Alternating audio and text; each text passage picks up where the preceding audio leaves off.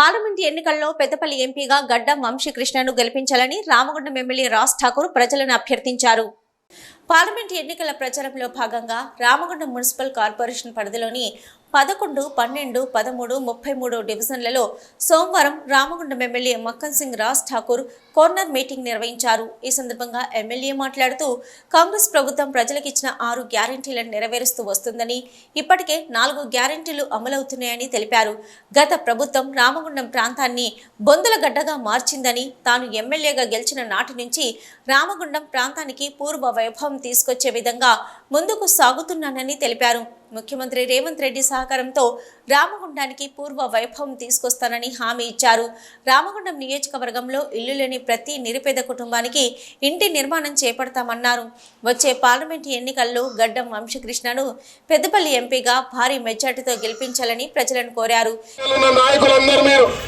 ప్రతి అక్కకి, ప్రతి చెల్లకి, ప్రతి తమ్ముడికి, కలబడ్డ వారికి అందరూ కూడా ఈ మాట చెప్పాల్సిందిగా కోరుతా ఉన్నా. ఇలా అభివృద్ధి చూస్తా ఉన్నారు. చాలా మంది దుర్మార్గులు మాట్లాడతారు. బూడిద దందా చేసిన వాళ్ళు, ఇసుక దందా చేసిన వాళ్ళు, మన బిడ్డల ప్రాణాలతో కొనుగోల దందాలు చేసిన వారికి జవాబు చెప్పండి. ఖచ్చితంగా పేదవాడి పక్షాన పోరాటం చేస్తే అది పోరాటం అయితే తప్ప దౌర్జన్యం కాదు. అది మీరు దౌర్జన్యం అనుకుంటే మీలాంటి దోపిడీదారులకి, మీలాంటి భూకబ్జాదారులకి, మీలాంటి పేదవారి దగ్గర డబ్బులు వసూలు చేసే వారికి తప్పైతే తప్ప ఇక్కడ ఎవరికైనా తప్పు అనిపిస్తుందా అమ్మా? ఏమైనా తప్పు అనిపిస్తుందా? ఏమైనా తప్పు జరిగిందా? ఎవరికైనా నష్టం జరిగిందా? జరగదు. చివరి ప్రాణం వరకు మీ రక్షకుడిగా ఉంటా చెప్పినా ఉంటా. ఈరోజు పార్లమెంట్ ఎన్నికలు వస్తా ఉన్నాయి. మళ్ళీ మీ వాడల్లోకి వస్తా. మీ నాయకులందరూ కూడా డోర్ టు డోర్ వెళ్ళాలి. మన పూర్వ నాయకుడు వెంకట స్వామి గారు 25 సంవత్సరాలు ఇక్కడ పార్లమెంట్ సభ్యుడిగా ఉన్నాడు. వాళ్ళ కొడుకు వివేక్ 5 సంవత్సరాలు ఉన్నాడు. RFCL ఫ్యాక్టరీని తీసుకొస్తే దాంట్లో ఉద్యోగాలు అమ్ముకొని మన బిడ్డల ప్రాణాలు తీసిన చరిత్ర పోయిన శాసనసభ్యుడిది. ఇప్పుడు ఎంపీగా పోటీ చేసే మంత్రిగా బాధ్యత వాళ్ళది. ఫ్యాక్టరీ తెచ్చింది ఒకైతే దాంట్లో అమ్ముకున్న చరిత్ర వాళ్ళది. ఇవాళ వాళ్ళు వస్తా ఉన్నారు. మరి వాళ్ళ తనయుడు యువకుడు, యువ పారిశ్రామికవేత్త, సొంతగా 500 మందికి జీతం ఉద్యోగాలు ఇచ్చిన వ్యక్తి గడ్డం వంశీ ఈరోజు ఇలా కాంగ్రెస్ పార్టీ పక్షాన నా తమ్ముడిగా మీ ముందుకు వస్తా ఉన్నాడు. శ్రీధర్ బాబు గారి ఆశీర్వాదంతో మీరందరినీ కూడా కోరుతా ఉన్నా. ఇంటింటికి వెళ్ళి, వాడవాడకి వెళ్ళి ఇలా గడ్డం వంశీ గారి చేయి గుర్తుకు ఓటేసి భారీ మెజార్టీతో నాకు 1,00,000 ఓట్లు వేసినట్టుగా ఆయనకు 1,00,000కు పైగా ఓట్లేసి గెలిపించాల్సిందిగా కోరుతా ఉన్నా. ఇంకా రేపు ఇవాళ ఈశ్వరన్ ఆయన వస్తున్నాడు. ఇవాళ ఈశ్వరన్ ఆయన వస్తా ఉన్నాడు.